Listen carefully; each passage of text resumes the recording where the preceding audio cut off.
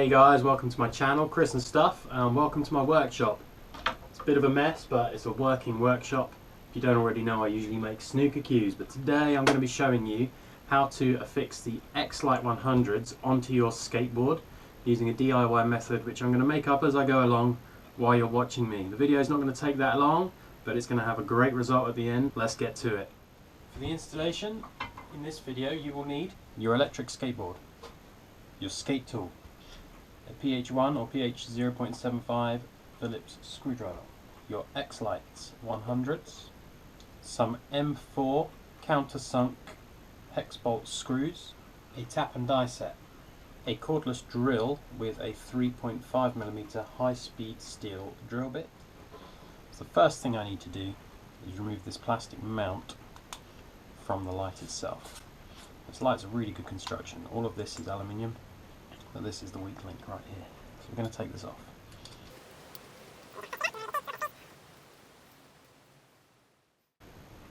You don't need this anymore.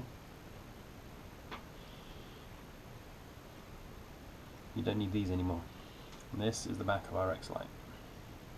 We need to decide exactly where we want this mounted. And in this case, I want to mount the light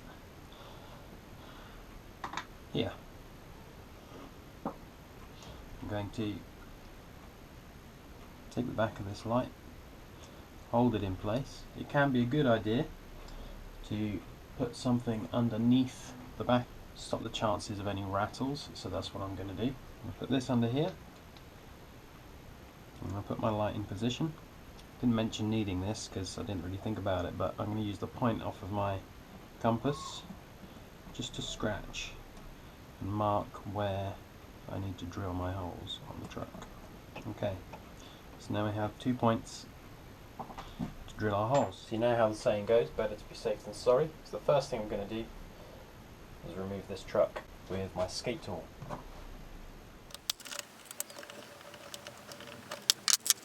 Now I'm going to remove the bolt from the kingpin.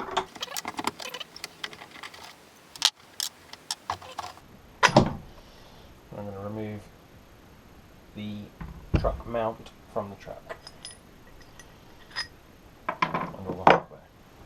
So one of the things I wanted to be sure of is that when I drill these two holes, I'm not going to interfere with the socket for the joint between the truck itself and the truck mount. And I can see that there's quite a good amount of material there, and that's not going to interfere. And also these two holes are either side of the hole itself, so this is not going to be an issue for us today. So if you can't still see where the holes are, they're here and here. This is where we need our high-speed steel bit. It's a 3.5mm.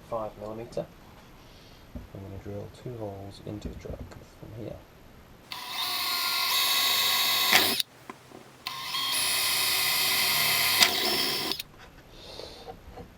Now we're going to need tap and die set.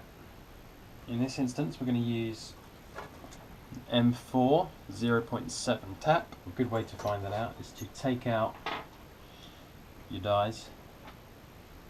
Take one of the screws that you intend to use and screw it into the die.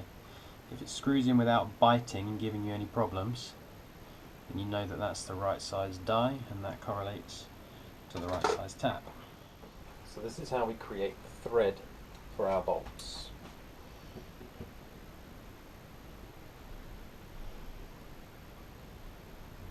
And get the tap as square as you can, and start to turn the tap into the hole. Once it bites, you're pretty home free. You can just turn away.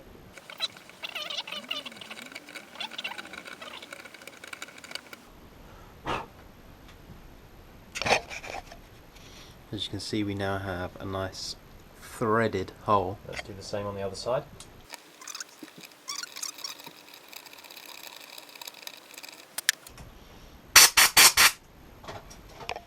And there we have it. 2 nicely threaded holes. And let's just double check, because this is where I'll either look really clever or really stupid. These should fit our M4 bolt.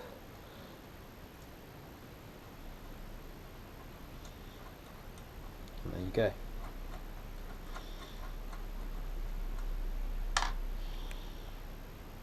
Good. Didn't think about it before, but it makes sense now. Obviously the countersunk bolt, this is a different one, has an area which sits below the head of the screw. Now there's not much room, so you want to be as flush to the back of this plate as possible. And for that reason, I'm going to drill a hole which is just slightly smaller than the head of the screw, so that the countersink can pass through, but not all the way. And I'm going to countersink in the edge of here, and that way we'll be able to get the screw as far in as possible so that it doesn't bind on the controls of the lathe. And there we have it, nice and neat. Next up, we need to make these holes just big enough to get this bolt in, but not big enough to get it all the way through. First thing I'm going to do, with my calipers, you can use a ruler or whatever. I'm just going to measure how big this is. This is 7.5 millimeters. So I'm going to use a 6.5 millimeter drill bit to drill these holes. I'm going to drill these holes as carefully as I can. Okay, we're all the way through. It seems like a huge hole for such a small screw, but if you look at that, we're now very close to the back, and if we check it on our light, make sure it's not going to bind in any way, and it doesn't. We close up all the way and the screw still fits through there. So I'm going to do the same on the other side. Then we have our two holes which are going to fit onto our truck. So here's our next job. We're going to pop these in here.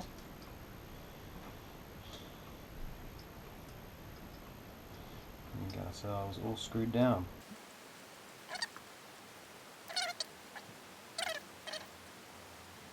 Okay.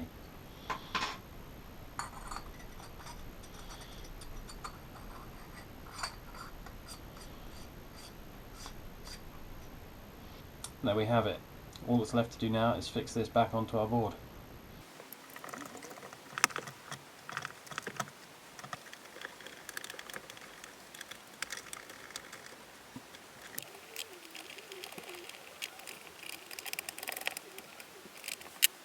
That's the truck back on. Now here we have the moment of truth. One perfectly fitting E-Sk8 100 on the back of the board.